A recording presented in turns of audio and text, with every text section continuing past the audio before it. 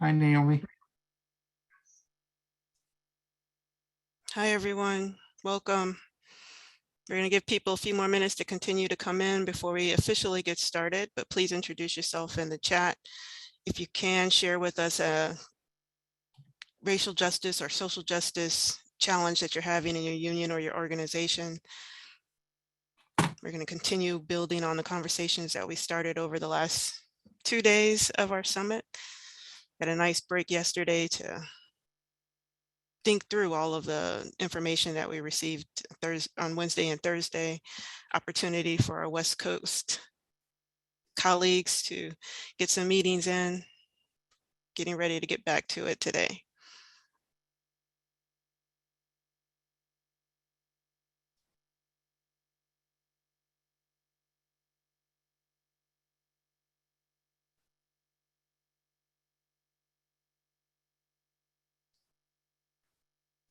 Sean, I'm going to stop paying attention to the participants, so just give me a thank you.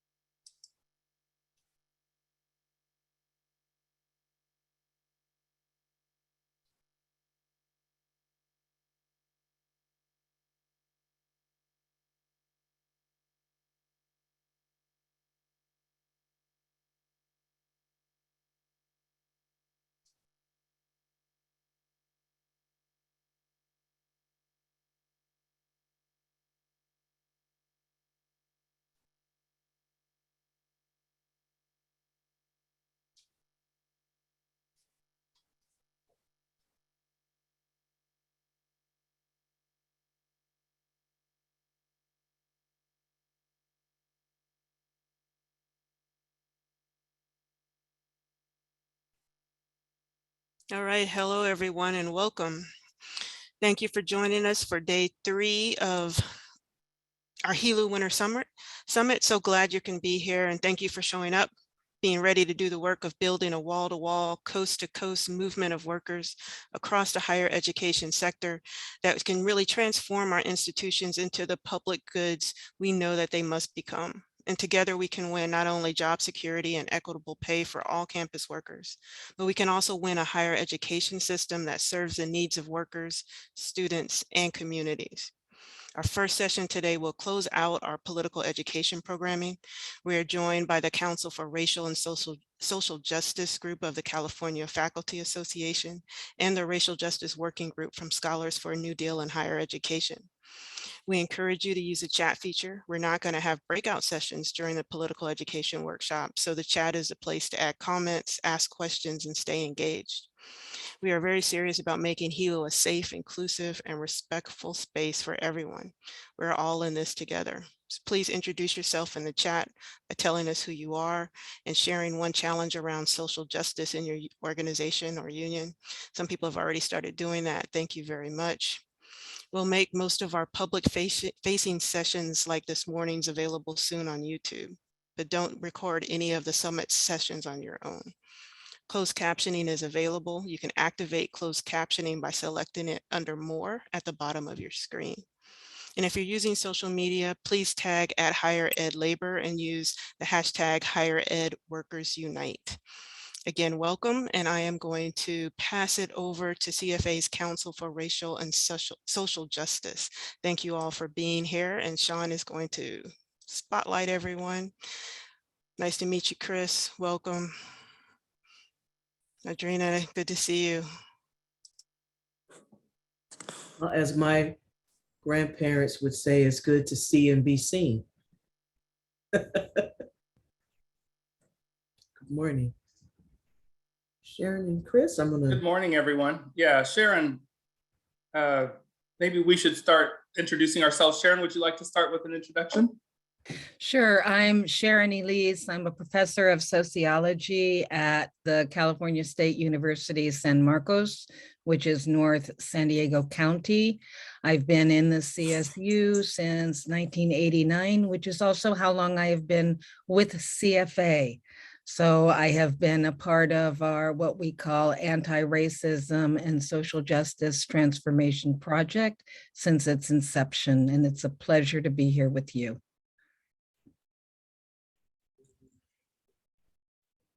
Chris? Yeah, Audrena, why don't you go ahead and then I'll continue on after. I'm Audrena Redmond. I am currently CFA's Director of Programs for our anti-racism and social justice work. I am 27 years staff with CFA. I've held a number of different positions in the organization, and this is, I have to say, the one I love the most because it's the one I spent a lot of time working myself into. And so here it is, and we're having fun every day doing it. Great, thanks. And hi, everybody. My name is Chris Cox, and I am the Associate Vice President for CFA's Council for Racial and Social Justice North. Sharon and I are counterparts to each other in the northern and southern parts of the state of California. And I'm a lecturer. I'm an adjunct faculty member. I teach at San Jose State University, where I've taught for 22 years in the Department of Sociology and Interdisciplinary Social Sciences. So it's nice to be here with you all. It's nice to meet you all. And today we're going to spend a little time just sharing a little bit of information about our process as a union and how we came really deeply into this work, into our anti-racism and our social justice work. So it's a little bit of a historical kind of look, as well as the contemporary things that we're doing today in this moment. And so what we're going to do today, I'm going to start by sharing a little bit of information about just a little bit of our process as a faculty association. So are we going to project the PowerPoint, Audrena? Yep, but Okay. You can get started. All right, great. And so what we're going to do is we're going to talk a little bit just to kind of get introduced to some of our processes here in the California Faculty Association. And so among the things that we do is we start our meetings, we start all of our activities with acknowledging the land. And so we always start off with a land acknowledgement, and we have a land acknowledgement that was written for us by our Native American and Indigenous Peoples Caucus, which is one of the caucuses that we have within our council in CFA, which all of that will be explained coming up soon. So I'm going to go ahead and begin with a land acknowledgement today. This is our General California Faculty Association land acknowledgement. We want to acknowledge that we gather as the California Faculty Association on the traditional lands of the indigenous peoples, past and present, and honor with gratitude the land itself and the people who have stewarded it throughout the generations. This calls us to commit to continuing to learn how to be better stewards of the land we inhabit as well. To recognize the land is an expression of gratitude and appreciation to those whose territory we reside on, and a way of honoring the indigenous people who've been living and working on the land from time immemorial. It is important to understand the long-standing history that has brought us to reside on the land and to seek to understand our place within that history. Land acknowledgements do not exist in the past tense or historical context.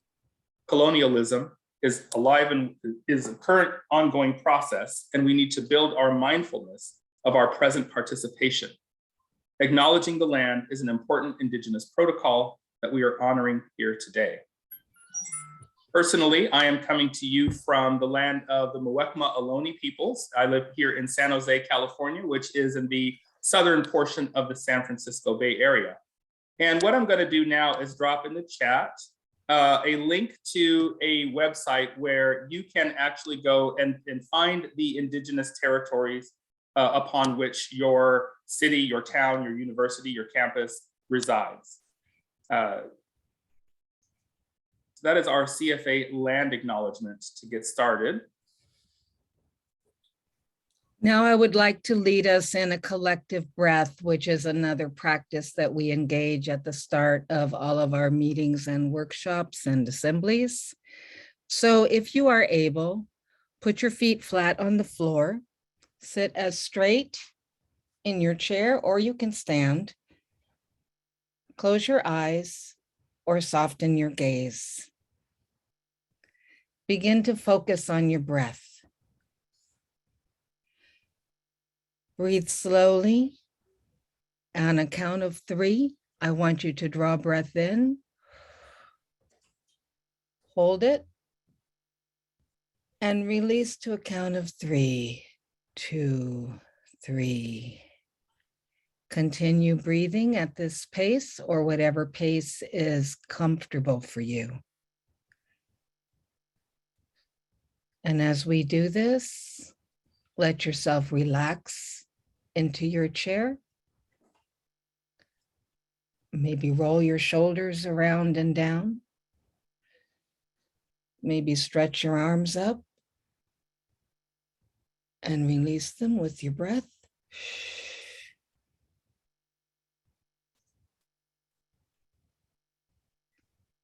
Be present.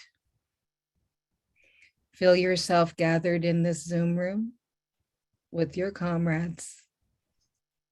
One more breath in. Breathe it out with a sigh. And let us be present with each other. Thank you. All right.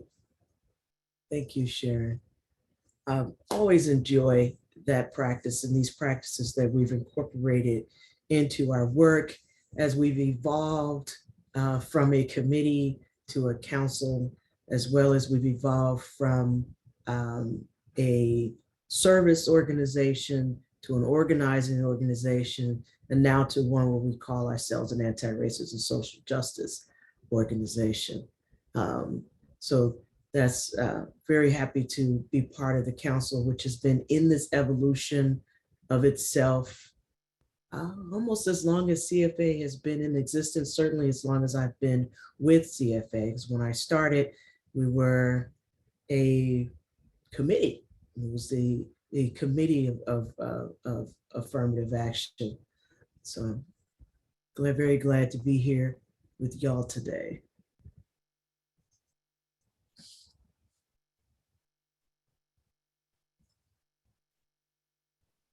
Sharon, you're muted. Oh, so much for blah, blah, blah is what it looked like, right? A little more coffee, I'll be all good.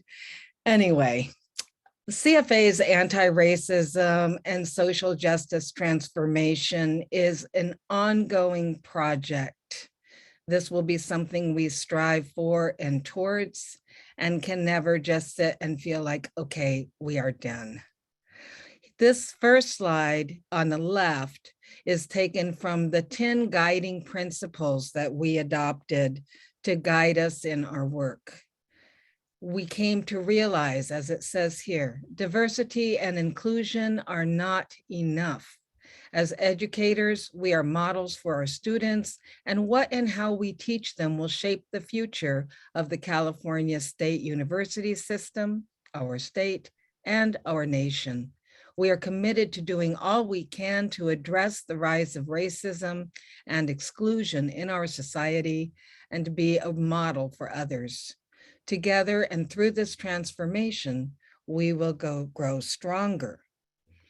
So as part of this work then, we received feedback from folks when we were doing unconscious bias, which I know Chris is going to address in a minute here, and realized we really had to dive into being very explicit about confronting racism. So one of the things that we also use as a regular practice is this interruption practice statement. This is a cue to all of us to be very attentive to how we are working together. So I'll read this here as part of our continuing commitment to racial justice work. When we experience examples of racial narratives, racism, or whiteness in our meetings, or as we conduct our business, we will speak up. This means we can interrupt the meeting and draw the issue to one another's attention. We will do this kindly, with care, and in good faith. Further, as we engage interruptions, we will take an intersectional approach, reflecting the fact that white supremacy and racism operate in tandem with interlocking systems of oppression, of colonialism, class, cis heteropatriarchy, and ableism. This statement is a reminder that we commit to do this in the service of ending the system of racial oppression. And so our interruption practice is ongoing. At any point in our meetings, one of us might interrupt to point out an ableist statement. So for example, in our land acknowledgement, we used to say, "we stand." And we realize, okay, this is ableist language. This statement itself is in its third iteration. So we understand all of our documents as dynamic and organic, and we adapt them as our consciousness deepens and grows. Our anti-racism and social justice initiative was begun about 7 years ago, and it calls us to be proactive, giving the many issues facing our society in new forms reminiscent of old systems. Okay, next slide.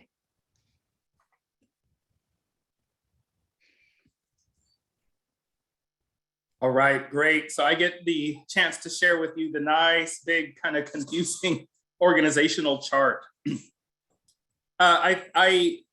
To be perfectly honest, when I look at some of these things on Zoom and on these screens, they're just too small for my eyes to be able to see. So I'm going to take my glasses off in an attempt to look at that, right? But basically, one of the things to talk about is the fact that we recognized over time that in order for us to really take on this work, this anti-racism and social justice work on a deeper level, it actually had to affect the structure of CFA itself, the structure of our organization. And so what we wound up doing over time is we wound up actually adding positions to our board of directors, as well as to our group of officers in CFA, the folks making the decisions. And so we've expanded that list. So what you'll see in that, to my eyes, it looks a little bit of a salmonish color, is the board of directors. At the top, you'll see the president on the, as you're looking at it, top left, and that is our CFA president, Charles Toombs. And then you have the other officers that are listed there. You'll see kind of right in the middle that the space is listed for Sharon and myself, right? Our positions as the associate vice presidents for the Council for Racial and Social Justice. Originally, there was one position, not two. And that was the position for, I think Audrena had mentioned, originally we started off as a council, but it was the Council for Affirmative Action.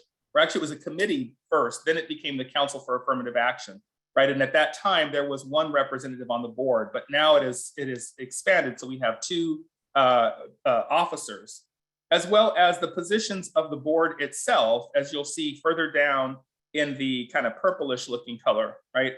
Those are the caucuses that you'll see down there. But we basically wound up expanding some of our positions in leadership within the organization to reflect this change. And I think those are the things also, as Sharon was talking about, some changes that happened organically. Well, through time, we started to realize the need, the deeper and deeper need to actually change the structure of CFA's leadership in order for us to really be able to take on this work on a deeper level, because we had to have leadership that was able to make the kinds of decisions to take on things that might not have normally been seen as part of the, quote, bread and butter work of the union. But part of our role and part of our job is transforming that idea of what bread and butter actually is. And that in fact, the work that we do for racial and social justice on our campuses is part of the bread and butter of the union. And so just to divert for a second, my eye kind of catches a couple things in chat. And so, one of the things that I saw from someone up a little bit further in the chat was talking about how tiring doing this work is. And so it's definitely even more tiring when it's unsupported by the structure of your organization. And so some of those structural changes were needed specifically to avoid the problem of just burning out activists and to actually make the union stronger at engaging in this work and putting more of the resources of the union to this work. Yeah, are you going to go through the history here, Chris? Because I think it's important to note that the resolution that was passed on the floor of the assembly, and there was a lot of preparation that went into bringing that resolution to the floor of our assembly in fall 2015, really led to this structural change, because we resolved to address institutionalized racism in CFA. That was very shocking, I will say, to some white people. And those white people took to the mic on the floor of the assembly and looked around the room for shared outrage and didn't see it. Lo and behold, all our preparations had led to wide support for this really fundamental change that would lead to a change in amplifying voices of BIPOC faculty in our union. Yeah, Sharon, would you like to go through some of the timeline? We can kind of go through that if you like. We can do that right now. Yeah, we could do that. Do you have it in front of you? Because I do. Yeah, I do. I wouldn't some of that. remember it if I didn't have it written down, because Yeah. it's hard for us to believe that we have been doing this work for 7 years. But when we present it in this like linear fashion, you don't catch all of the angst and struggle that in fact went on. This was difficult work. And just like some people were saying in chat that you can get called out for being divisive, we went through that. But I think one of the things that was helpful is that as we were engaging this work, there were progressive white people in the union who were starting in a group to talk about white privilege and how they might work to dismantle that in the union. So that was one of the things that did help tremendously, but also bringing in folks to lead us through anti-racism and social justice workshops that all the leadership was required to go through. And these were not, diversity light sessions. These were intensive 8-hour workshops that we all went through, and we went through it in waves. So I think we had like 3 different groups that went through. We spent a lot of our resources paying for these trainings. And this really got us into deep conversations with each other about how we were working with each other, about how to identify racism and racial narratives and whiteness. I mean, we had charts of how does white supremacy show up in our meetings, right? And then we would, now we've learned we should call each other in, but we were calling each other out initially and saying, look what you just did. You have taken up so much space in this meeting and you think you're entitled to it. So, this was difficult work, really paying attention to how we were relating to each other in the process of doing our work. Okay, go ahead, Chris. Yeah, and to add to that, Sharon, and kind of going back through that timeline a little bit, we wound up starting some of our workshops, our unconscious bias workshops in fall of 2013 is when they were rolled out. But they started with a group of people within CFA, within the council, that decided that they wanted that we collectively really need to kind of educate ourselves from within and to start talking about things. And the place where we started was unconscious bias. And part of the reasoning for it was taking a look at what is it that you can actually do, what do you have control over as an individual person? And that is that you have control over yourself, right? And so one of the things is we've had a lot of discussion about the things the university doesn't do when it comes to issues of race, racial equity, et cetera. And the university doesn't do this and the university doesn't do that. And then we had to decide that we were just going to take charge over that which we have control over, which is ourselves, right? And so we started workshops and we rolled them out on a couple of different campuses. And just for some background information, the CSU, which is the group that we represent, the California State University System, we represent Unit 3 faculty on the 23 campuses of the CSU system. And so when we do things, sometimes, you can try something on one campus, try it on another. And so we wound up actually rolling out a series of workshops that very quickly worked its way throughout the entire system. And we wound up having workshops on each campus. And those workshops over time also got refined, right? They also started to grow to really meet our need. Ultimately, what wound up happening is our workshops started to capture the attention of a lot of our campus administrators as well. And so then the next thing we've got administration, requesting some of our union workshops to talk about unconscious bias at that time to get started, right?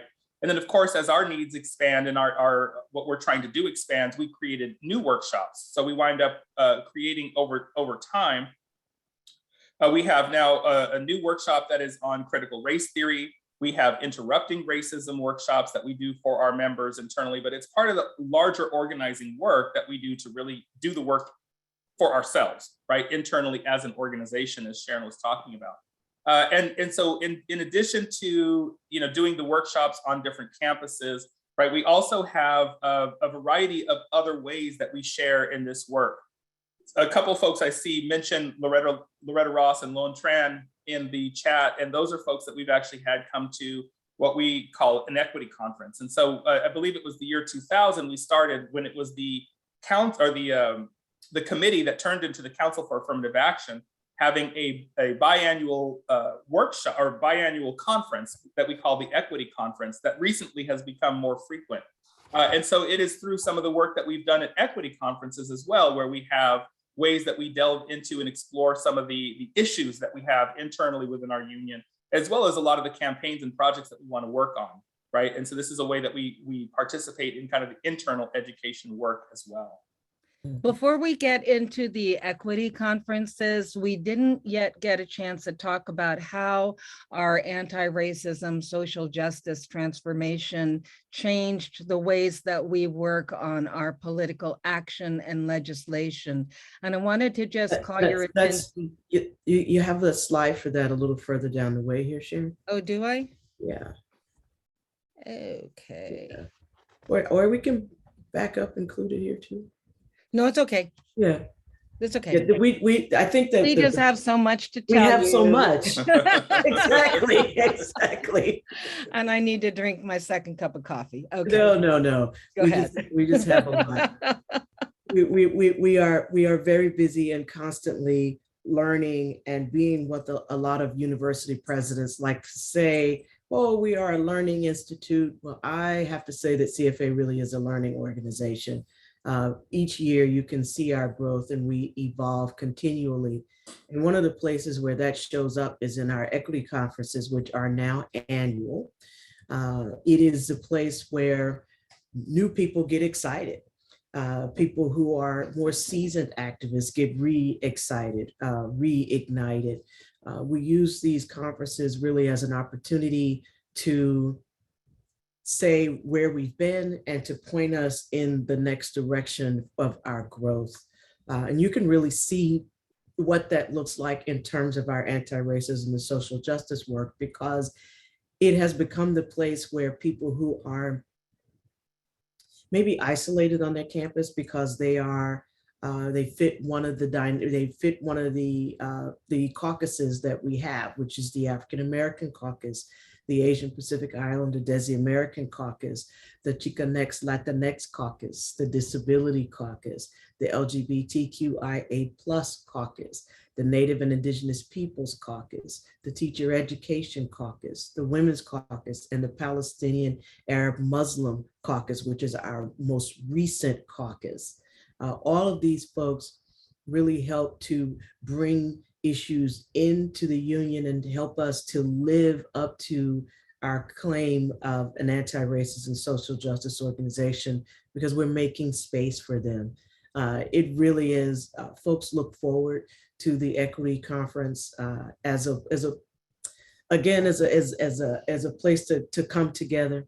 And it shows up later on in our union because these people become engaged in the work.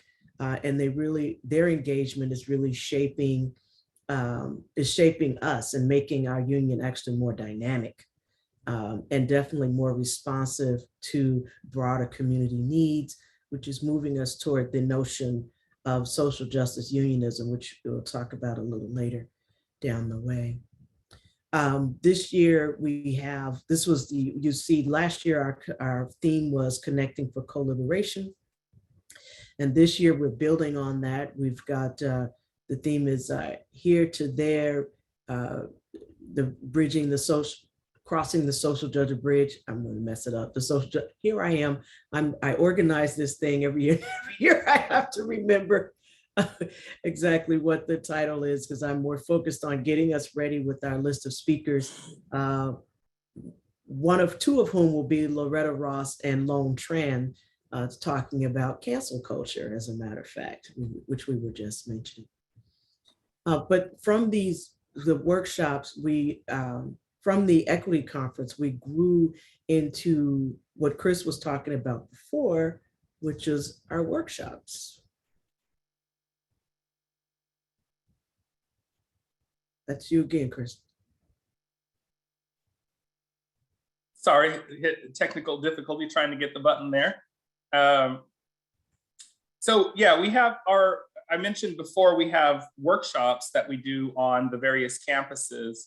And so we started in fall of 2013. That was when we really started with the unconscious bias workshop. And so in the very beginning, it was one of those things we did internally. We actually had a few kind of rounds of doing this workshop at our assemblies where we did it very directly with our activist members. And I think that step was really important because it gave us a chance to really kind of refine what it is that we needed to do. And that first workshop actually went through many different iterations because of trying to find ways to actually really connect people with the material and get people to see themselves reflected as the problem. Because a lot of the time, and, you know, to be honest, right, we do this work, we do anti-racism work, we do social justice work, and we're oftentimes coming from the perspective of, we are in the moral right and the other people are wrong. We need to change them. We need to change that structure.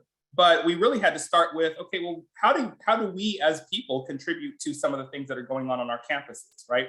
And so we really had in that first workshop a lot of emphasis on things like the ways in which our biases affect hiring committees and affect the ways that people behave when it's time to review each other, right? And when people are going up for tenure and things like that, and how you know, evaluations are often interpreted. And so it took a lot of work back and forth with our members to really kind of, you know, find that spot where we're addressing the needs that the campus communities have.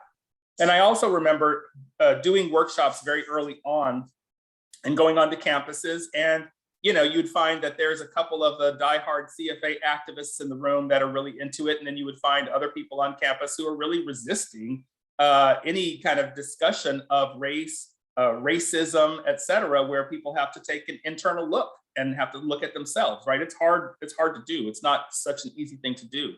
But we got better and better at actually really kind of getting into that material and pulling some of those things out of people and getting people to kind of take an honest internal look, right, at what's going on with themselves, and then also what's going on in your department, et cetera, et cetera. And I think it really helped us to kind of gain traction with those workshops where people didn't see it as just something to resist talking about race, but people started to see the opportunity in it, right? And started to see the need for it. We started the what we call the Interrupting Racism workshop in spring of 2016. And part of the goal of this workshop is to generate more cross-racial dialogue about racism and to analyze systemic racism, right? Looking at personal feelings, but also looking at broader racial narratives and counter narratives, and then figuring out how do we actually interrupt racism? How do we interrupt those things when we see racist behavior, racist language, et cetera, in the workplace, right? Actually, what are the actual practical tools that we want to start to develop for how we address racism, right, in our day-to-day work on the campuses? And so then we wind up with the Understanding Privilege workshop, right, which is one of our newer workshops starting in 2021. And so really part of the thing is also taking a look at privilege, right? Who has it, why, you know, some of those things that we you know, want to kind of delve into a little bit more on the side of privilege, as opposed to just the side of those folks who lack privilege, right? And so we privilege society, we privilege as societally granted unearned advantages that are systemic or cultural, and we start to look at those things. We have exercises that help us to discuss how many, you know, different kind of facets of privilege people may experience, right? And so we'll be starting our first, I don't think we've actually rolled out our first critical race theory workshop yet, but we'll be starting our first critical race theory workshop soon. And of course, you know that there's, you know, critical race theory right now is a tremendously hot topic, so to speak. But I think it's really important for us to be able to address what CRT is with our members and why it's important, right? Why it's something, especially for those of us who have backgrounds in ethnic studies, scholarship, et cetera. Sharon, anything else you'd like to add? No, I'm good with that. Are we moving on now? Yeah. All right, social justice unionism. So once we had adopted that resolution, and now we're 7 years into it, it means that everything we do, we need to take an anti-racism social justice lens to. And so we have to ask ourselves, well, what does that mean for this particular activity that we're doing? So for example, we recently bargained a new contract. It was a 2-year struggle. And it is the first contract we have bargained with this anti-racism and social justice lens. What this meant was that we wanted to be sure we were addressing all of our members, right? All of the faculty we represent.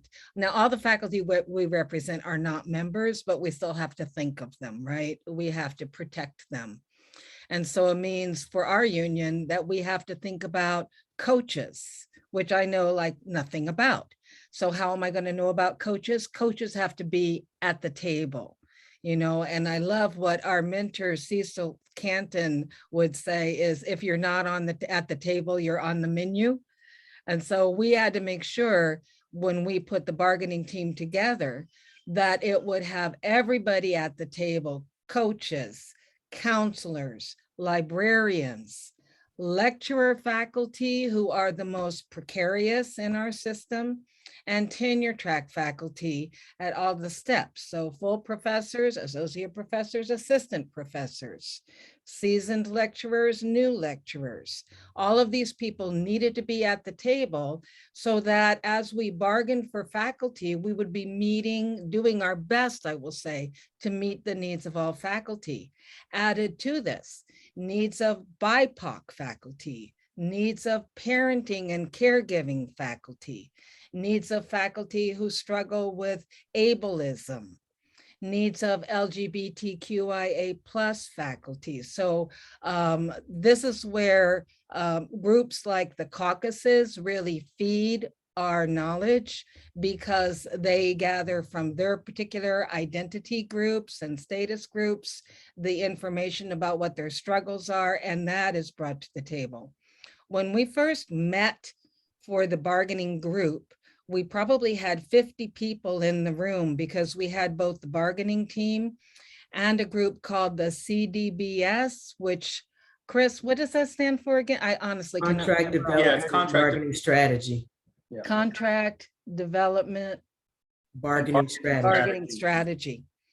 So we did all these exercises and we had all these whiteboards. We had 65 proposals coming out of this. I think it was a 2-day gathering, right? And, you know, we wanted to really deal with the precarious position of lecturer faculty. This is such an economic justice issue. In many ways, it's a gender justice issue, because that is a very feminized part of our labor force in the university. And so we had many proposals to try to bring permanency to lecturer faculty. We also wanted to address the cultural taxation of faculty who are primarily BIPOC faculty, meeting the needs of BIPOC students, who are the majority of students in our system. But the majority of faculty in our system are still white.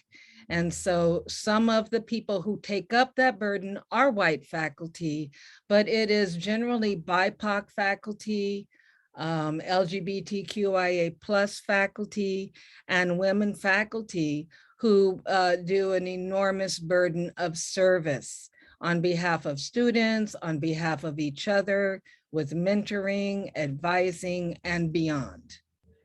We also wanted to counteract bias in student course evaluation. This is very significant for lecturer faculty, because much as we have counseled against it, it is often the main measure by which these faculty are evaluated.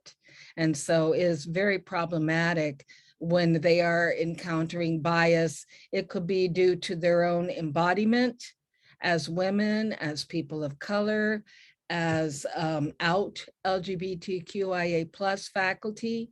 It could be also related to the subject matter that they are teaching. So there's particular areas many of us know in the curricula that are really contested areas: women's studies, ethnic studies, any kind of critical race studies. These things can often get pushback from reactionary students, and that shows up on your course evaluations.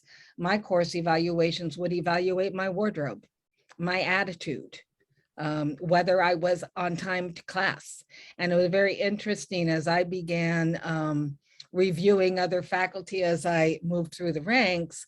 I was like, wow, white faculty aren't being evaluated in terms of what time they got to class or what they were wearing in class, or whether they acted like they were in charge, which is really unforgivable when it's a person of color acting like they are in charge. Now, how else do you teach, right? What? We also wanted to address gender and race pay disparities, and we have been calling for years for a joint study. And we wanted to secure a full semester or 2 quarters of paid leave for all parenting faculty. Now, we did not get everything that we wanted. And what was interesting is that management was ultimately much more willing to address our economic requests for pay raises than to address our anti-racism and social justice requests. I mean, we could do chapter and verse of the kind of bullshit we encounter in the classroom and evaluations and hiring and retention. And it fell on people who, I swear they're just on another planet, right? They could not bring themselves to use language like cultural taxation. They couldn't say race. They couldn't say bias. Their response was a struggle with the idea of saying there's bias in evaluations. And we said, but we have given you study after study. It's documented. This is data. This is social fact. It exists. It is not perceived. It is happening. So this was a big struggle, but we did prevail. We have in this contract, we have cultural taxation. We have a program to address it. That is now a permanent program in the system, and we secured much more funding for it than we had had in the past. We also have in the article on evaluation that faculty are encouraged to address bias. And so this means that as they move through reviews, they're going to be encouraged not to ignore those things because it might make some white people uncomfortable to admit that they're having an easier time of it, right? They are instead encouraged to address it.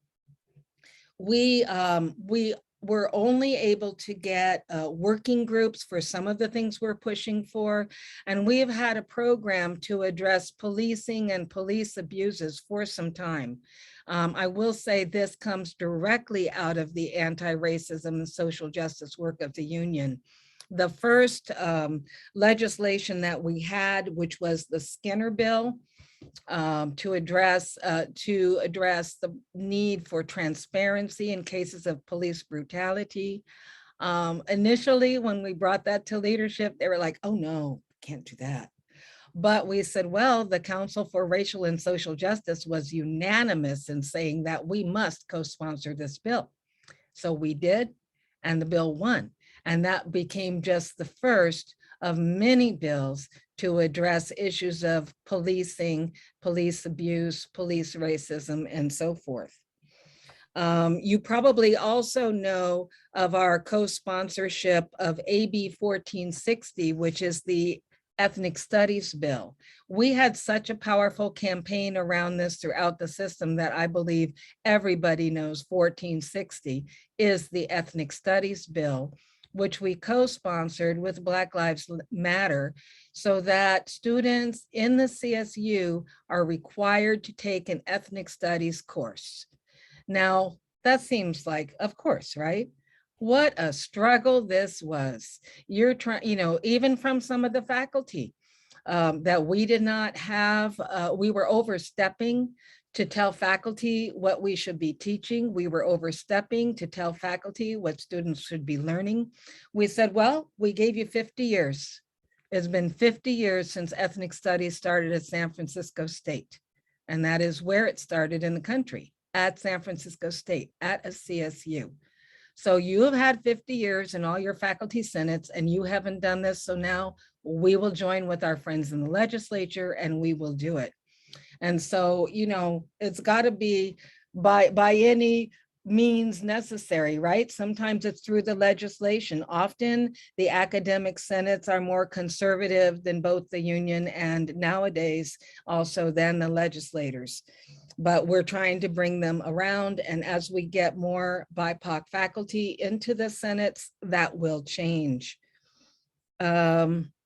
We also had a battle for Prop 16. We were not successful in repealing Prop 209, which got rid of affirmative action and a lot of programs for our BIPOC students and faculty. This makes it very hard to have a program to bring BIPOC faculty into the system, and we have to just dance our way around that 209 law. So that is still something left that we have to do. When George Floyd, Ahmaud Arbery, Breonna Taylor, all those murders happened, we decided we had to really double down and deepen our commitment to anti-racism. And we unleashed a set of what we called demands to address anti-Black racism. First and foremost, to acknowledge that Black lives matter. Also a program to hire more mental health counselors, particularly BIPOC counselors for our students. Most campuses do not meet the standard of one counselor to every 1,500 students. We also called for resourcing Black student resource centers and other BIPOC student resource centers. We called for hiring more Black faculty, and we called for addressing their cultural taxation. And ultimately, we called to remove militarized policing from our campuses. We know this is a heavy lift, but we are joining our student interns who are called SQE, Students for Quality Education. They have had, I think, a 3-year campaign, No Harm, Disarm campaign. They are a progressive voice for defunding and removing weaponized policing. We have faculty in our system who've done research on policing in the CSU, and they will be presenting at our equity conference so that we can see that just as our paper, Equity Interrupted, showed that as our student population got darker, the funding got lighter. Well, guess what? The policing got weaponized, it got more prevalent, and it got heavily resourced and spread throughout our system. Those of us who are older, such as myself, can recall a time when the policing on campuses in California was just a security guard in a little uniform, you know, hey Joe, what's up? Now, when I am on campus, I regularly have 2 police marching down my hall like a Gestapo, padded vest, fully weaponized. You know, this is not a conducive learning environment. So I think I should stop there and open up for your questions or comments.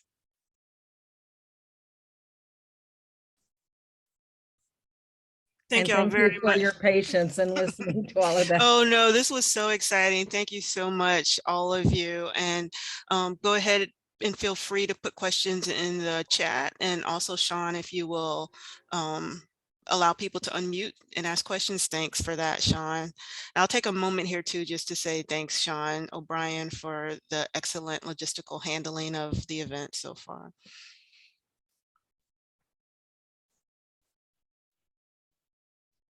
So we know that was a lot.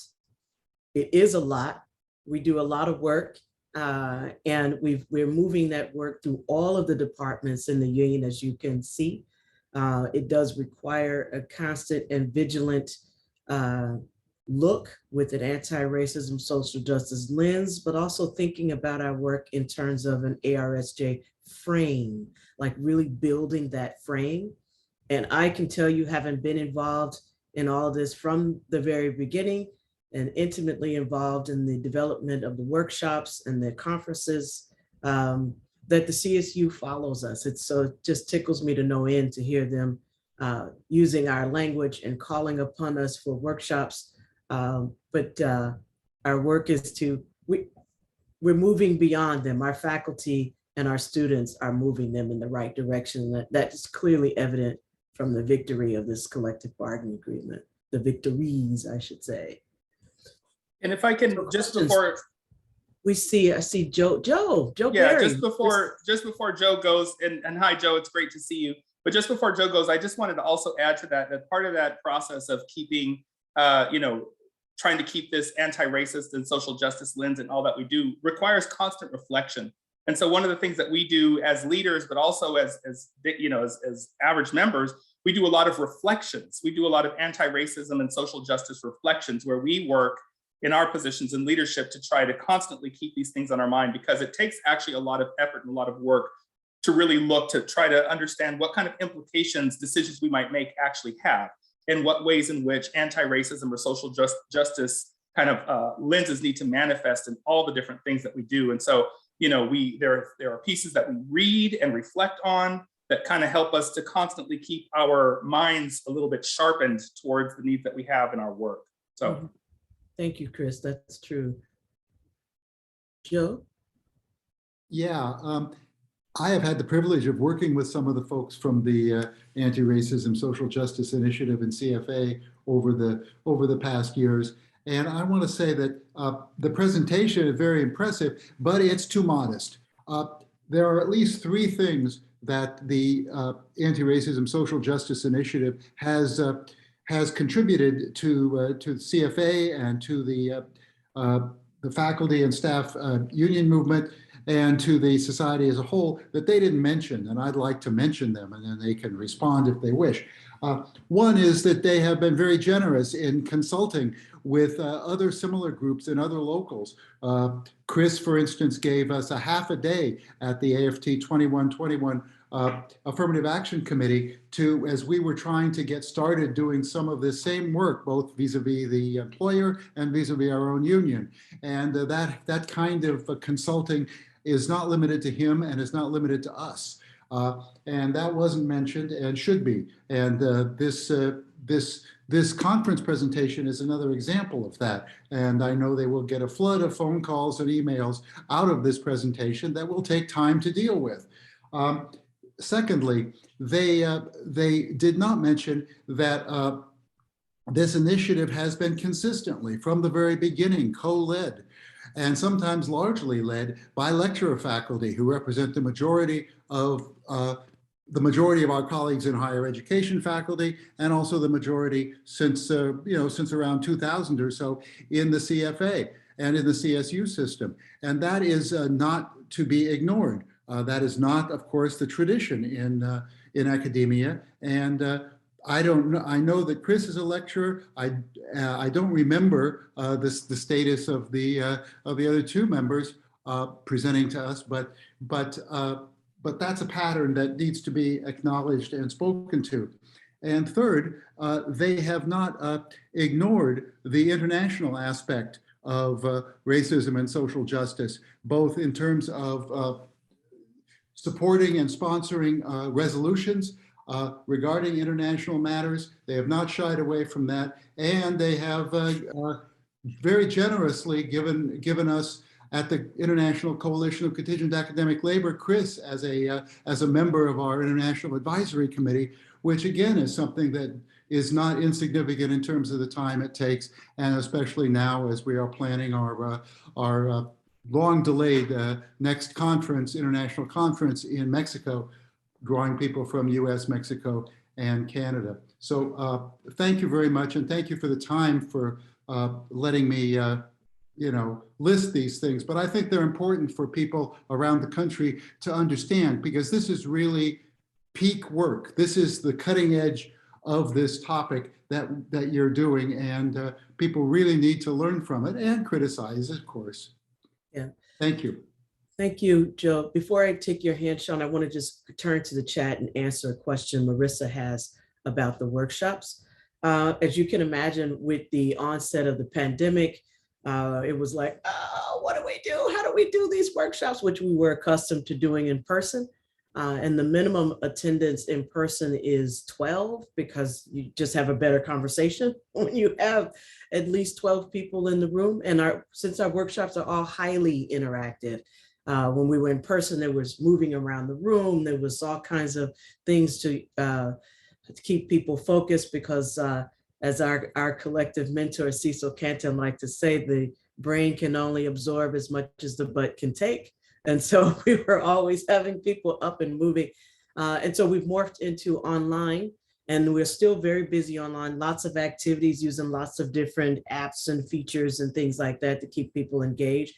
But then, of course, the number of attendees changed. Sharon and I just did 2 weeks of 3 parts of the interruption workshop with about 50 folks from Cal State East Bay, and they were from all over campus. We have done the iteration of the workshop. Let's see, San Francisco State, last year we did all of the MPPs, which is the management personnel at San Francisco State, and that was at the invitation of the university president. So we've done Academic Senate. We've done the academic senate.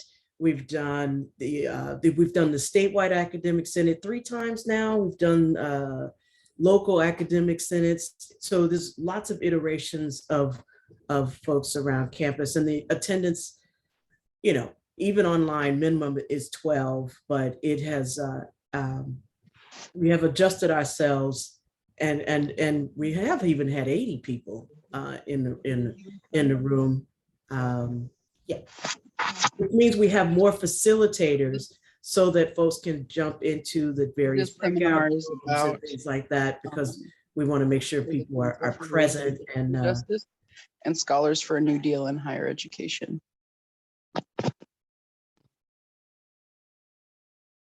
Sean, you had a question. Yeah, thanks.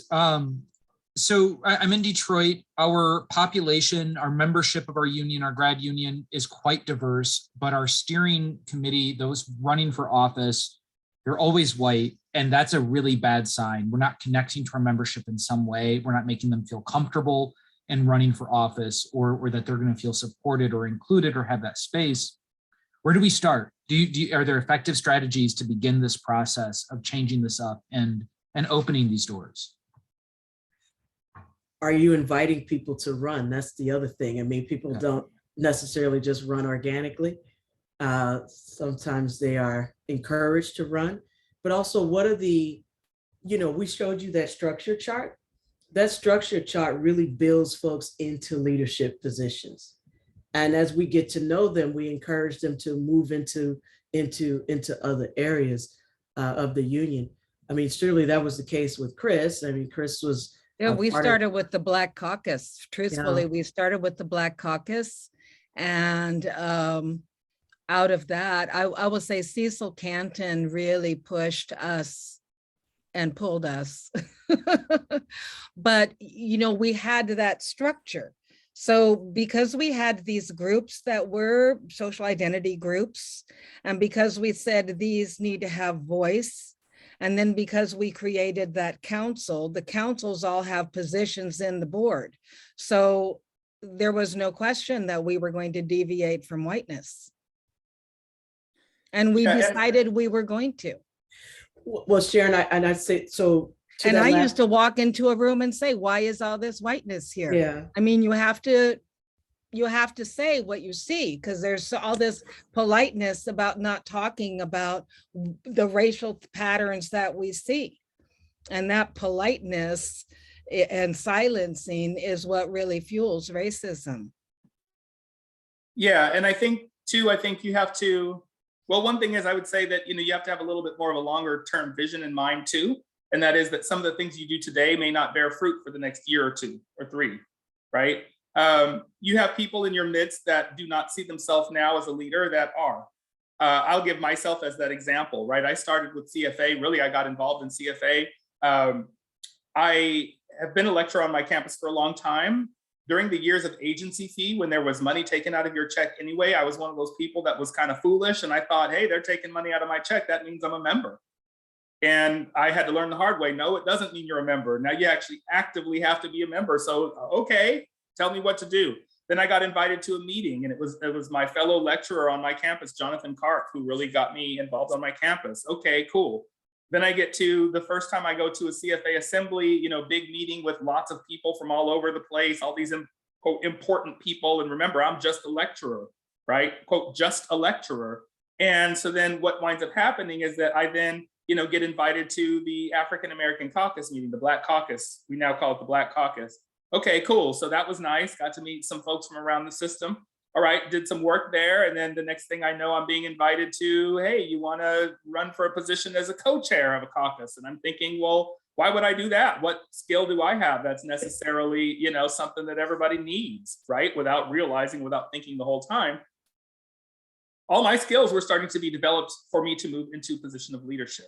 But I wasn't, if you had asked me when I first got started with CFA, do you want to be a leader in this organization? The answer would have been, hell no. And it's not anything negative about CFA. It was what was it about me that would have been invited to do this work, brought into this work to see myself and my needs and my interests represented in the work, and then also see it as an avenue for me to do work that benefits my colleagues, right? And people that are coming behind me in the future. So part of that is that those things have to be cultivated. You have to take the time with individual relationships to try to get to know people, reach out, invite them a little bit here and invite them a little bit there. And don't expect people to be 100% fully comfortable with the group, with the organization, with what you're doing on day one, right? That's not required for somebody to become a good activist, a good member. It's what's required is reaching out and bringing that person in and inviting, right? And then start giving people an opportunity to develop skills, not the expectation that they're supposed to have skills when they walk right in the door. And also not the expectation that people are supposed to, quote, solve the problem as soon as they get there, because I think that's a really daunting thing to walk into a group. And you know that there are all these problems that exist, and then there's this pressure, whether it's spoken or not, that is, hey, you're one of the people that has to fix this. Well, no, you're one of the people that has to contribute to the work of the group. I will The group has to fix it. I will add to that I think, speaking from my vantage point, that good staff is critical also. It's a lot of work. It's a lot of work, and professional staff have expertise and experiences that contribute to the efforts as well. And that's another thing that has changed greatly too, because now, you know, if you look at the face of our union, half of our officers are Black, right? And we form the personnel committee, and we hire the staff. And so there's not a white bias anymore. There was an enduring white bias, because white people often think that white is just better, implicitly or explicitly. So, you know, really, when I walked into the union, I signed up for it right away because that's how I was raised in my family. But it was a wall of old white men. I didn't feel welcome. I didn't feel charmed. And some of them were total dickheads to me on campus, just to be brutally honest. You know, so why would I want to do anything with them? I would always support my union, but I didn't feel like I wanted to work with these people. And our current president, Charles Toombs, would tell you the same thing, because neither one of us was attracted to participate in CFA by what we saw. And it wasn't until Cecil Canton started up that Committee for Affirmative Action and the caucuses started. Once we heard there was going to be a Black caucus, man, it was on. There's a space I can go and see other Black faculty. I was the only Black woman on my campus who was on the tenure track line. I was so isolated, and in a little piece of Texas and California, which is San Diego, right?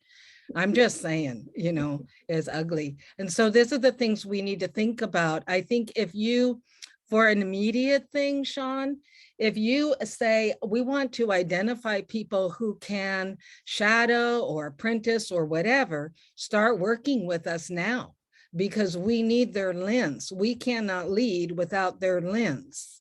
You know, I've been watching this discussion with the new Supreme Court nominee, and that's one of the things people are saying, is you need people to come with their experiences and their lens, because we do better work when we have everybody there. Not at the table, you're on the menu, right? Yeah, I want to address, Joe, you're raising a really good question here in the chat, which is how do we deal with differences? And then it's moving here. How do we locate? Let me see, it just moved again. How do we deal with cancel culture? So one of the things we talked about before was we first, to begin, when we decided we were moving this direction, we had to develop a shared language and a shared understanding, right? Because you don't just jump off into something this big that's organizational changing. And so we hired a consulting company to do 24 hours of training. And I don't like that word training. It really was culture development is what I'll say. They went, so we had 4 different cohorts of CFA leaders and staff go through 3 sessions of 8 hours each, where there was pre-work and homework, so that we could develop language and understanding about what is anti-racism and what is social justice. But in the midst of that, reflecting on ourselves, what is our racial story? What are our narratives? What are the counter narratives? How do we learn to see ourselves? How do we see ourselves at work? How do we see the other people? You know, it was a series of exercises we went through that were for reflection, and we built from there. The lesson we have from this, like, okay, we have a language, we have a shared understanding. Now let's take a look at our internal policies and how we do our business to really make those changes. So you have to look at we had to look at our bylaws. We had to look at our election processes. We had to look at who was represented, who was not. That's why the slide we shared with you where the board got bigger. We had to think about who was our caucuses, who needed to be represented. We gave more space. We were more intentional about developing the Native and Indigenous Peoples Caucus immediately after that, because we really wanted to bring them in. We were more intentional about changing the names of our caucuses so that they were more welcoming to folks. So instead of being the Indian caucus, it became the Native and Indigenous Peoples Caucus, or instead of being the Asian Pacific Islander, it became the Asian Pacific Islander Desi American Caucus, things like that. So you take a look and you go through that. And then it became, okay, so we've done these things. What else do we need to do so that we stay mindful? So here are the practices that we have. So every meeting, there's a land acknowledgement. I'm sorry, Audrena, I hate to interrupt you. And it's so perfect. Thank you. You've modeled this, and Joe, I invite you to go back and watch the video, because they did lay this all out. There's a wonderful PowerPoint with just detailed models of how this work looks. And thank you all so much. I really appreciate CFA coming in here, the Racial and Social Justice Group. We want to save time to make sure that we continue. Yes, please. Thank you so much. We want to make sure we save time for Scholars for a New Deal. We don't want to break into their time slot. Thank you all so much. It was a pleasure to meet you, and we learned so much here today. Thank you. Thank you. Thank you. Sean, if you'll start bringing in. Thank you. Hi, Karma. Welcome. I want to say thank you too for Scholars for a New Deal in Higher Education for putting this panel together. And I am going to just turn it right over to you, Karma, and get out of your way here. So thank you so much to everyone. It's such a pleasure to get to be here. And I was running straight from something else, so I missed half the last panel, but I'm glad I got part of it. So thanks so much to the CFA folks. I'm Karma Chávez. I teach in the actual Texas, the University of Texas at Austin, where things are probably worse than San Diego, but I'm not 100% sure. But I'm a part of the Scholars for a New Deal for Higher Education and a member of the Racial Justice Working Group. And so part of what we wanted to do with our portion of time today actually was put the conversations that have been happening around critical race theory and so-called divisive concepts in K through 12 and in higher ed in conversation with one another. And so our panel is going to be represented by folks on both sides of this conversation. So I'm going to just briefly introduce the folks who will speak first. Is a group of educators and activists from New Hampshire who are dealing with these struggles in K through 12. So those speakers include Asma Elhuni, Political Director for Rights and Democracy, New Hampshire, Carl Hubner, who is a teacher in New Hampshire, and Deb Howes, who's president of ATF New Hampshire. And then in the second part of our time, we'll have Adom Getachew, who is assistant professor of political science at University of Chicago, and who has for the last 2 years been organizing with More Than Diversity campaign at U of C, which of course has recently just announced a new department devoted to race studies. So it'll be excited to hear from Adom about that. So I'll turn it over, Asma, to you and your team. I don't know how you decided what order y'all were going to go in. Did you say, Deb? Yeah, I'll probably start just to give some context and then maybe pass it on to other teammates here. So yeah, again, my name is Asma Elhuni. I'm the Movement Politics Director with Rights and Democracy, and basically we're a grassroots organization that promotes human rights. We have a Heal Together campaign. We're trying to resist this attempt to shut down conversations around racism because we can't live into a truly multiracial democracy without addressing racism that's embedded in all our systems in the United States. And we believe that affects everyone, including white people, because the liberation of even white people is linked to the liberation of BIPOC people. So even if it doesn't seem like it, it is very true. So a little bit of background. First, one of the things we want to highlight is we have to understand we are in a political crisis at the moment. Public education has been under attack, so that is nothing new, for a very long time. They've been trying to undermine public schools, undermine educators, and undermine all our public education. And some of the ways that people have been trying to do that is by defunding education, including through school vouchers, which takes tax money away from public schools and puts it into a private entity, right? In New Hampshire, we have one of the most expansive school vouchers that passed last session in the country.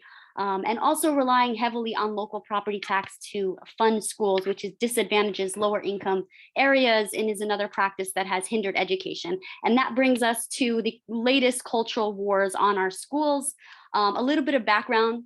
After the murder of George Floyd, we've seen a public interest in really just the growth of trying to understand racism and biases finally in this country. And so there were more books written, there were discussions, we had documentaries, we had real discourses finally happening around the ways society, both institutionally and structurally, engages in bias and racism.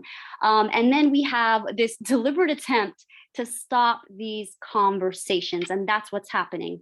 Why are people trying to stop these conversations? Because if people come together and work together and stop blaming people of color for our problems and instead unite with everyone, then this tool that the elite, the 1% that are using to divide us, won't be effective, right? They won't have this tool to distract us from what we really need to be focusing on to thrive. So again, this tool that the elites are using to keep us fighting and distracted from what we really need to be paying attention to, which is livable wages and other things like, housing, education, et cetera, right?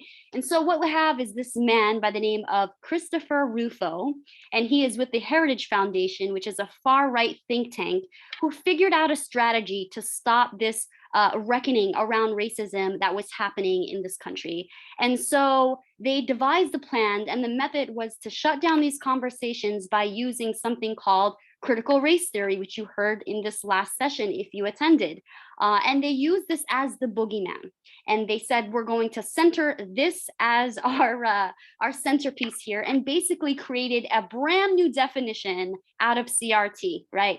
Or critical race theory. CRT is short for critical race theory, stating that basically that teachers and people hate this country when they're teaching CRT, and that we hate white people and that white people are inherently evil, then that's what's being taught in schools, which really counters CRT teachings. And CRT teaches that people are not born racist, but actually points out the biases learned and how they manifest in our institutions and even in our interactions so that we can get better as a country to address racism.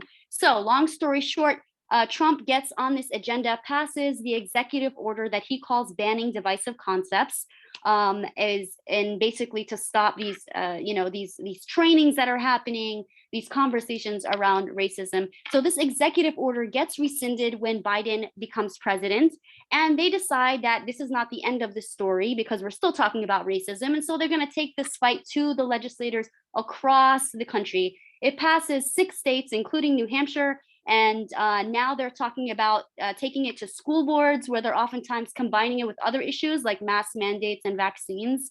And despite the protests, the arrests, I was one of the people that the 5 or I think it was 6 people that got arrested around making sure this doesn't pass in the legislature last session. Despite that, it did pass, and it went into effect and had devastating consequences that you will hear from the teachers union and teachers here today that will share a little bit about that. We also have 2 lawsuits, right, suing the state of New Hampshire, which again, you'll hear about shortly. And before Deb speaks, I just really want to point out the fact that racial justice is not just an issue that affects us as BIPOC, it affects white people too. I'm a Muslim. After 9/11, protecting ourselves from Muslims was used in this country to really remove many of our own, everyone in this country, civil liberties, right? And our fear of, the Muslims are going to target us expanded the surveillance system. And so we're all caught up in this and we're all targets of this, right? Not just Muslims. So that basically what I'm trying to say is this fight for racial justice, just as we should extend the issue of policing, when Black lives really matter, then Black men are not the only people that won't be killed by police, but all of our kids will stop being killed as well. So really want to hone in and really just say that racial justice is an issue for everyone. It affects even white people. We need to come together to get this truly multiracial democracy. And before I pass it to Deb, I just want to share, because in case people do want to get involved and get our legislative updates, I'm going to put them in the chat. And Deb, we'd love to hear from you. What is happening in terms of the legislature and just everything else around this? Okay, so I'm going to pick it up from actually when this law passed last year, because as Asma referred to, this was something that we fought really hard last year. We had an incredible coalition working to defeat this law before it passed. We had the education advocates, we had the faith and labor community, we had the progressive community, but we also had the Business and Industry Association on our side to defeat this law last year. We had a huge coalition working to defeat this. And we had stopped it in the legislative process until the Americans for Prosperity and the extreme right wing found a way to work it into our budget. In our legislature, the budget is really a must-pass thing, and they weren't going to vote down the whole budget over this despicable law, and that's how it went in. Now, this law is Orwellian because it's couched in terms, and they keep throwing this at us every time we try and propose fixes to it this year. But it's couched in terms of, well, it's a non-discrimination law. And that's actually what they call it, is against discrimination in education. That no one group is any better than any other group. That is how they have couched this. But what it really does is it tries to prevent any discussion of racial discrimination, gender discrimination, discrimination against people based on gender identity, religion. It is so chilling because you don't know what discussions are going to run afoul of it. When you couple that with what you have seen at school boards around the country, people making up accusations that any presentations of fact are indoctrination, facts that they don't like are indoctrination. facts that make someone uncomfortable are indoctrination. It is very chilling. So this law passed, and tied to it, if someone feels you have broken this law, they can sue you for civil damages. They can make a charge against you with the State Department of Education that could result in you losing your teaching license. They can also go after it as a violation of civil rights, that you have discriminated against the student who feels harmed by this. So it is a law that has multiple serious consequences for an educator.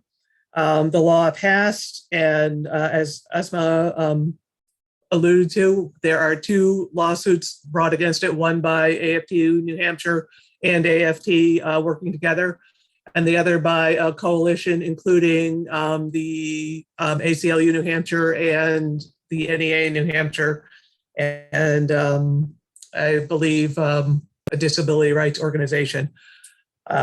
Those are currently waiting for the state to respond to them. The state just asked for another extension. So eventually there will be a court hearing on this, but the first court hearing has not happened because the state is dragging out their response to it.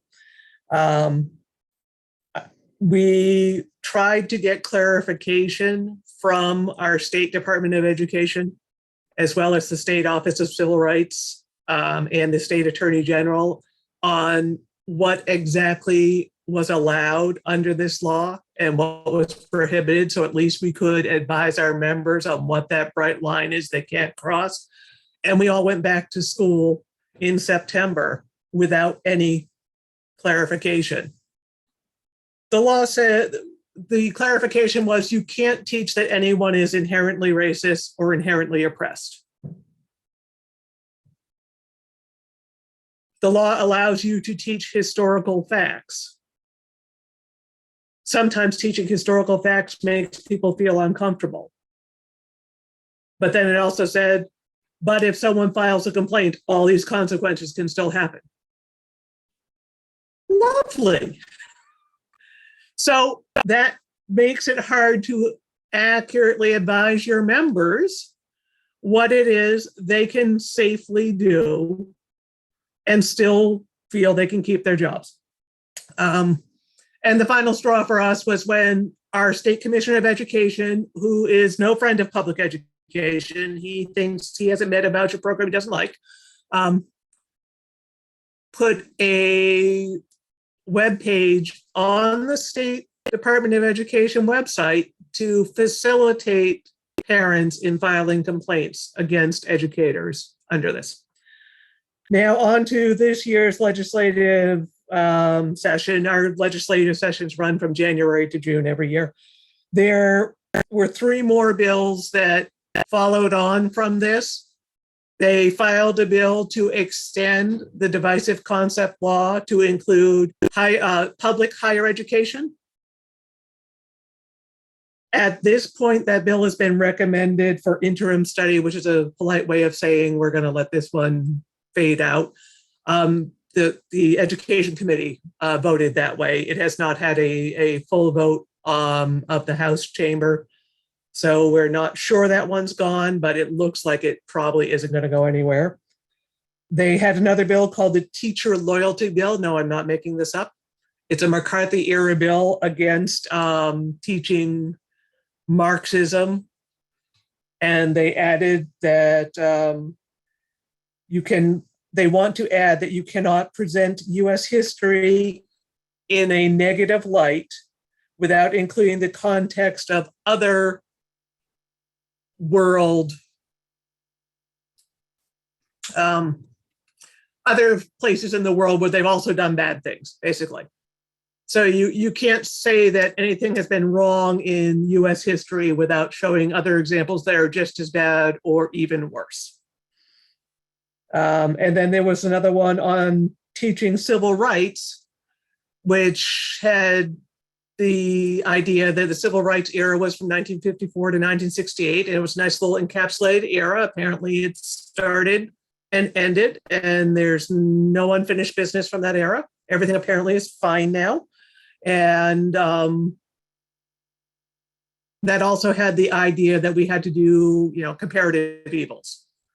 We can't talk about the US without talking about the idea for gaining equal rights in other places in the world to show that we aren't the only country where inequalities existed.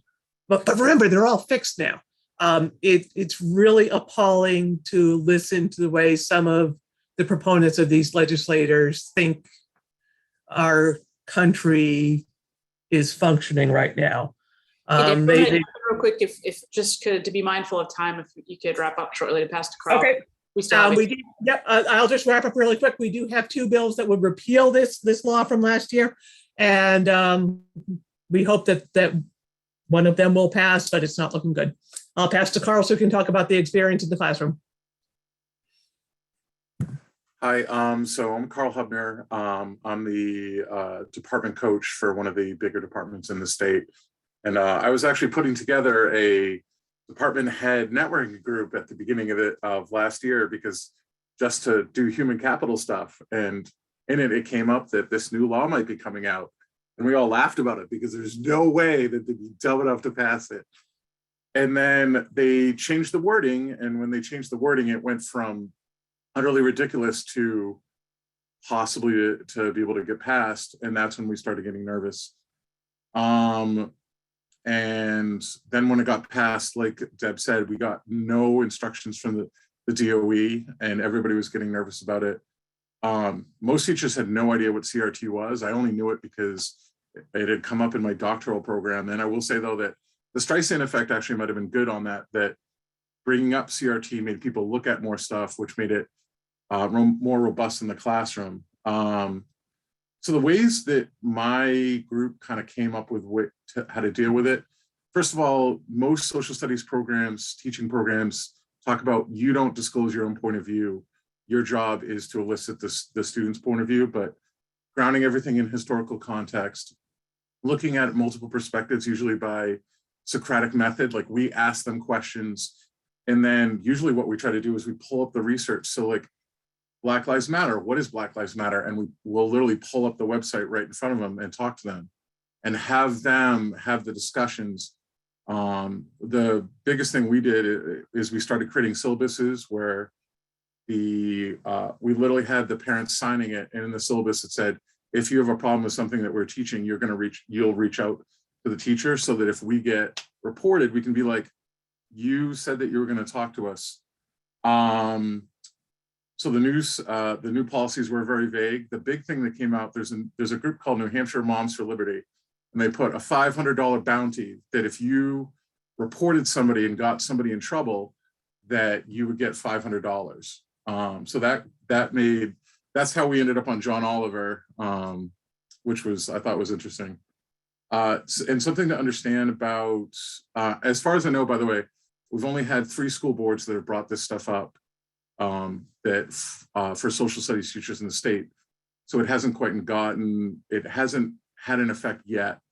Our New Hampshire legislature is weird, by the way.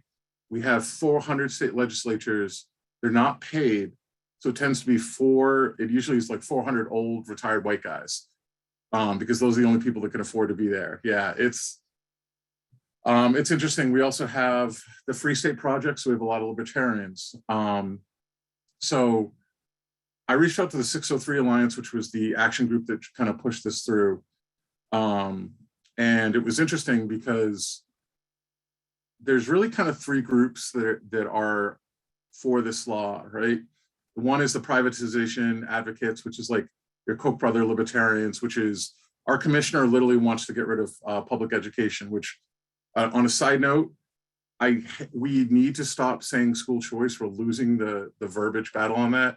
It's like when the estate tax versus the death tax, like we should be calling it something like private pay education, not even privatization, because that could be good, but like something that puts in their head, I'm going to have to pay myself to have kids go to school, not school choice, because school choice sounds like a good thing. I will say that our commissioner might have overstepped. They just passed a bill, or they're trying to pass a bill, HB 1679, which is going to limit mandatory schooling to your 4 core math, science, social studies, and English, and get rid of everything else. No art, no foreign language, no anything else, which is in part that has to do with public spending. But all right, I got sidetracked. So you have your privatization people, you have your CRT believers that watch Fox News and believe anything they're going to see. But some of the people I talked to in this group on the Republican lawmakers were like, yeah, we're not good with this $500 bounty thing. Like that really, like that's more than we wanted. And this loyalty oath that she was talking about with the McCarthyism. And in conversations I had with them, they didn't realize the effect it was having on teachers, that teachers were really getting really nervous about this, and they weren't teaching the way they were. I have not had any conversations with them since the lawsuits have been filed. They clammed up, so that avenue might be smaller. For us, I think March 8th is going to be an issue. March 8th is in our state is when school boards get elected. I think it's this, like after the new school board comes in, they're not fighting about masks anymore because the masks have been lifted. I think we're going to start to see a lot of targeting come after that, but it's definitely school board dependent. Like I'm running for my school board, and my school board is going to be fine, like not worried about this. The district that I teach in, we have two of the members that are probably going to get elected. The Trump's campaign manager in the city of New Hampshire is an elected official out of the district that I teach in, so that'll be interesting. And 2 of his cronies are going on the school board. But for us, like how we feel, I have teachers that are getting opting out of current events and civics classes. They don't want to teach it because they don't want to get targeted. I have to teach most of our civics and current events classes next year. We literally have teachers that are retiring or they're leaving the profession over the stress level that, I mean, Corona too, but like they literally just, it's not fun for them, or they're terrified. For me, like how to counteract this is, like I think we need to get out to people talking about that teachers aren't able to do their job. And specifically, we can't have conversations in the classroom, that not our ability to have free speech, but we are so nervous that we're not able to have the kids have conversations. Like freedom of speech is huge in New Hampshire, right? We're very libertarian. We can't teach the kids to have discussions, to agree to disagree, right? That their free speech is being impeded because of this law, because we're afraid to even allow the conversations in our classroom, right? And it's pulling us apart. And another thing I think we need to work on is like looking at economic inequity in the state. We have a huge funding issue, and cyclical poverty is a real issue because of educational inequity. For example, they're looking in Manchester, they're looking at redlining. We had redlining in Manchester that is affecting mostly white people in New Hampshire nowadays, that came out of like New Deal and that kind of thing. And I think having that connection, that historical connection that has the modern day implications to people, like for example, Dr. Tori Reed, who talks about racial reductionism, that you can cross the gap of race through class. And when I had my doc program, I read Hillbilly Elegy and I read Nobody. And then I sat down with Arnitha Ball, who was the head of AERA for a while. And we were having this conversation, and I was like, I don't understand why poor urban people and poor rural people don't get that they're on the same side. So I think like finding the way to make that connection. There's a really good book by Heather McGee called The Sum of Us that talks about financially the cost of racism in our country and how it hurts everybody. And I think that that's helpful for these people, because like we have to push that narrative that these private pay education advocates are killing the opportunities for everybody, Black, white, whatever, and that, you know, these actions are punishing all people. And the thing is, like, if Carl, real quick, I'm going to jump in just if I get you to wrap up soon so that we can get to the next presenter. Yeah, I'm almost done. And I would just say that, yeah, the unions are incredibly popular when you look at rural white people. So if you talk about teachers and unions and trying to help poor people, like that is super important to them. And I think we need to sell that advocacy more and try to sell that more. And I think that will be helpful in our state Now, I will say our state is very weird in comparison to other states, but yeah, so that's what we're dealing with in my state. Thank you. Thanks so much to folks in New Hampshire, really appreciate it. And passing it off to you. Yeah. Okay, great. Afternoon, everybody, and it's a pleasure to join you all. It's really both depressing to hear about what's happening in New Hampshire, which of course is happening across the country, and also really inspiring to hear about the work that Asma, Deb, and Carl have been engaged in. So I'm going to speak a little bit about an effort based at the University of Chicago, which occurred under the rubric of the More Than Diversity campaign. Our work, it's a faculty-led campaign, which began in the same period that Asma was talking about, the summer 2020 and the summer uprisings in the wake of George Floyd's murder and the murder of many others at the hands of police. So this campaign was an attempt to think through a particular set of questions at the University of Chicago that included both the history of the university in relation to the South Side community. If you've ever been to Chicago, you'll know that the University of Chicago is the largest employer, landlord on the South Side of the city, which has historically been implicated in urban renewal and ongoing gentrification. It also has a large police presence in which university police are in charge, have jurisdiction, far beyond the campus itself. University of Chicago is also a place where there's never been a department of African American studies, ethnic studies, indigenous studies, et cetera. Institutional and intellectual formations that are pretty much par for the course at most universities. So the campaign began with these set of questions, and I just want to talk about two of the victories we've gotten. One is, as Karma mentioned at the beginning, just this week, we won approval for a Department of Race, Diaspora, and Indigeneity. And earlier in January, we were able to secure a Council on University Community Relations, which is an independent body that includes representation from faculty, staff, some administrators, and also community members from a wide variety of South Side organizations and activists. And that committee or council will be in charge of investigating the university's historical and contemporary relations with the South Side and producing a list of recommendations for the rectification of how the university has been involved in longstanding practices of deepening racial and economic inequality on the South Side. So let me start with the department, because I think it picks up so nicely with the critical race theory conversation we were just hearing about vis-a-vis New Hampshire.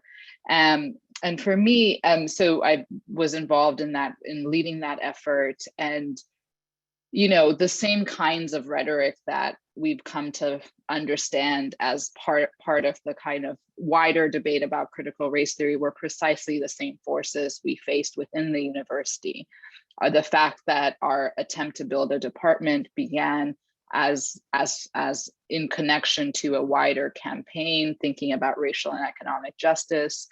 The fact that we used critical race theory in our proposal as one of the methods that the department would use.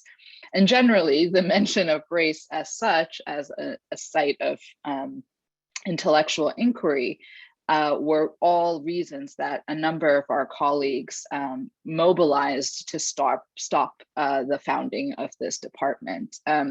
So I think this is just indicative of the ways in which the critical race theory boogeyman is not just limited to K through 12 education, and not just even public higher education, but coming to private institutions as well. And so I just want to say with, I think, Annalise in the comments, that it's really important to think about how we develop strategies and modes of organizing across the K through 12 and higher ed space that really think about how well-connected, well-funded our opposition is, and what might be best strategies for, organizing against these kinds of frameworks. For us, I think the things that we found really helpful in terms of being able to eventually win majority support at various levels of the university for the new department was our ability to build really a wide coalition of people, right? A coalition of people, including our students who have been fighting for such a department for a long period of time, right? Who want to have the tools to understand their world and want to learn these things. And our colleagues, some of whom actually started very skeptical about the idea of having a department dedicated to these topics, but eventually came around in part because they were committed to they were really anxious about the kind of ideological work and the politicization that the boogeyman of critical race theory was doing on campus. And they also supported us because they had a broad commitment to intellectual freedom. So I think for us, what was really important was we never disavowed, the fact that the study of race is intimately tied to our political world. There's no way to study, race as if it had nothing to do with the world. But doing so did not mean that we were kind of ideologues, right? That we had all the answers and we were simply doing this exercise for the purpose of just advancing a political or a narrowly conceived political or ideological cause.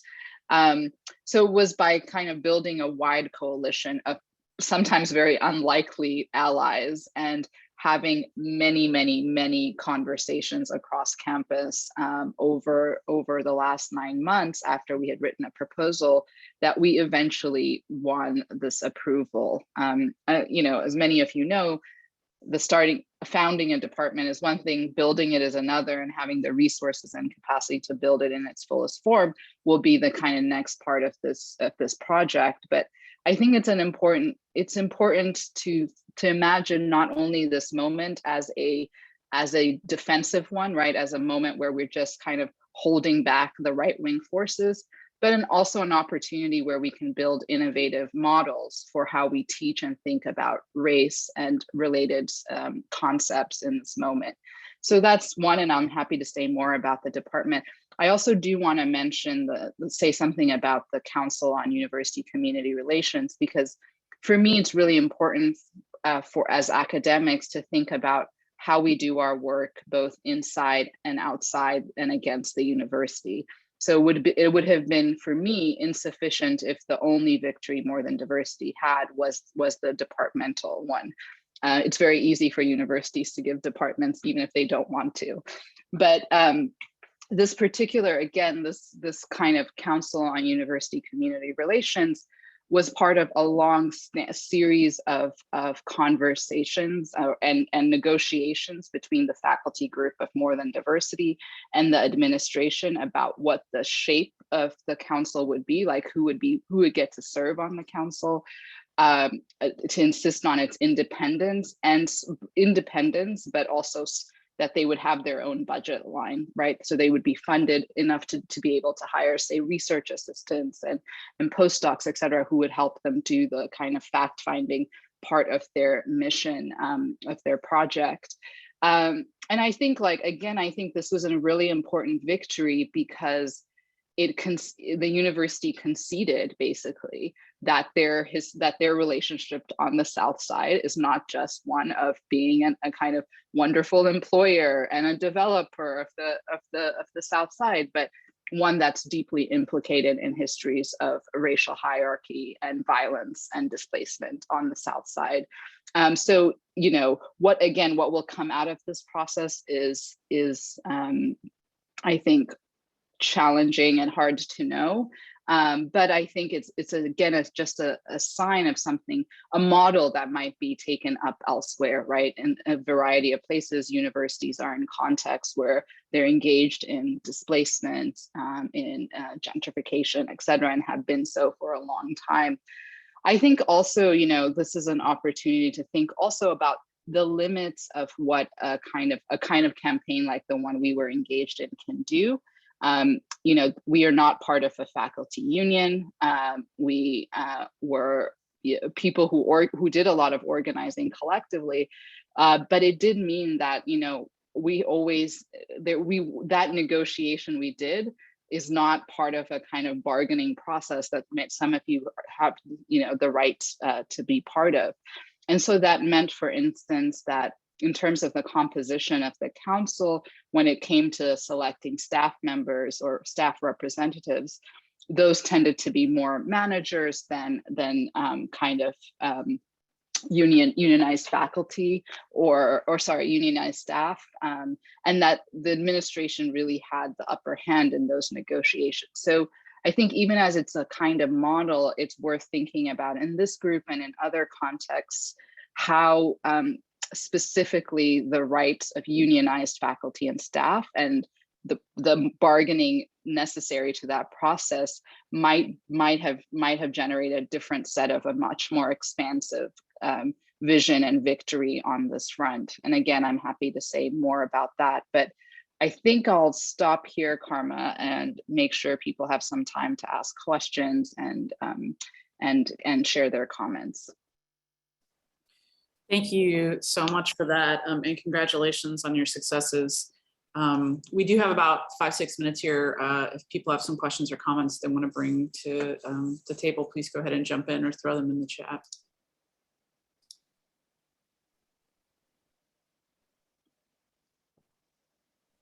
Adam, I just thought it was really cool, like talking about being proactive and like getting our narrative out as opposed to being reactive. I think that's something that we're really struggling with. Like for me, the conversations that I have with, like, people think CRT is everywhere and you're teaching at their kids and corrupting their kids, and we're just having conversations. Like, and yeah, the way kids learn is uncomfortable conversations, but we're not, I don't know. Good teachers don't push their own agenda.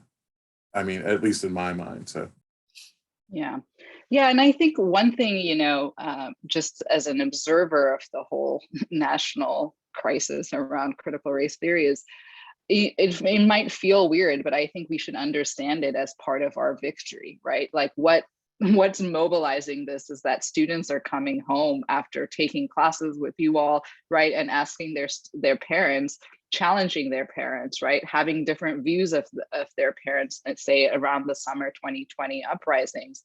And that's a sign of the transformation that has happened in the education space, right? And so this is them trying to hold, they're in the kind of defensive position, right? And so insofar as also, I think students can be active and part of the organizing and tell their stories about what the classroom experience of learning about race and you know, about the history of the United States has meant for them.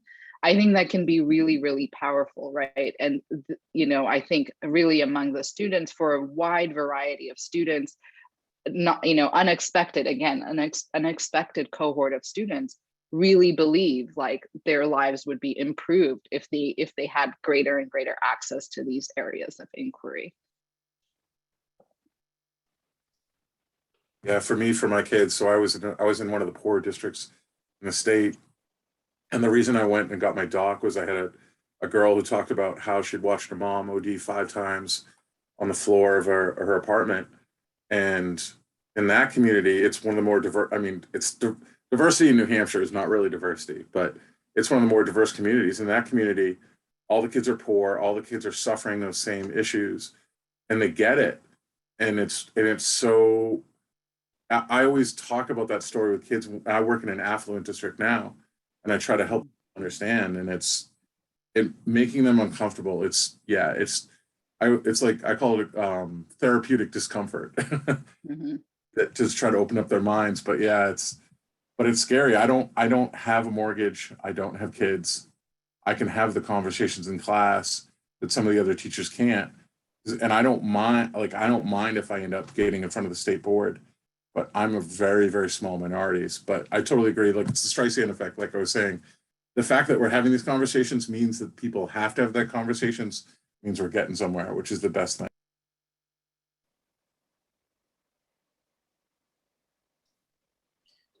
Any other, there's some great stuff happening in the chat if you're not looking at it, just like, you know, Joe says, wonder if we might try open house community discussions that welcome parents and community members to sit in for some of the best classes or speakers who are dealing with these topics and using these kind of targeted terms to do it. And people are just commenting on the great framing of that this is reacting to a positive shift. I think a lot of us like that way of thinking of it. Are there any other questions or comments among the group? Yeah, Amy.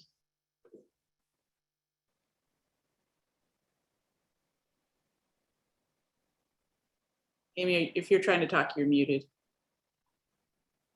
I am trying to allow. Okay. Oh, there you go. Sorry, it was blocking me from unmuting. Thanks, Naomi. Okay. I just had a question about building those coalitions out like that. And you know, both Deb and Adom talk about this, that you need to reach out to other people. And I wondered, like, were other groups or groups of people aware of this and easily became allies, or was it a bit of a harder work to get people on board? Yeah, maybe I'll start. I think the majority of people don't even know this bill exists, to be honest.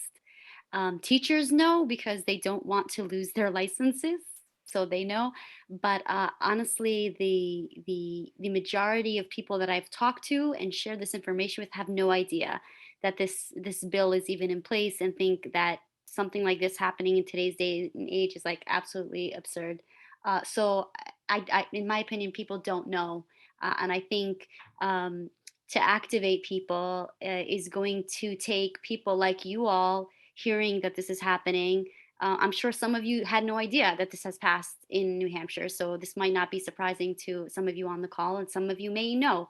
But it takes people like us and you to talk to neighbors and people who are not very engaged in local politics, because, you know, when people are opening up their television stations, they're usually hearing about, you know, national politics, particularly now international, and forgetting that even right here in our state, we have issues that are dire and need to be addressed. On the local level, I will say we do have a coalition table that that gets together weekly, and if anybody's interested, just email me. I could put them on the list. But we're really literally talking about, you know, the divisive concepts bills and also bills around education, and then the second half is on the ground, what is happening. So if anyone's interested, just send me their email. I don't want to cut anyone off, but I do want to be respectful of time, and this panel is scheduled to end a minute ago, so I think we're going to have to leave it there. So I want to just thank all the panelists so much for participating and enlightening us on these subjects, and thanks to all of you for being there. And Naomi says that 3:55, we're beginning our discussion sessions, and those links were in this morning's email. Naomi. Thank you so much, Karma. I really appreciate it. Thank you all panelists for this discussion and conversation. It's so important, and it really links very well with the conversations that we've been having throughout the summit. So thank you again very much. I appreciate this. And yeah, so let's take a little break, get up, stretch your legs, drink some water, move around, check your email, and go into the discussion session for National Coordinated Organizing, Policy Advocacy and Development, and the political engagement session starting at 3:55. Those rooms are probably opening up now. I'm going to go ahead and pause recording here.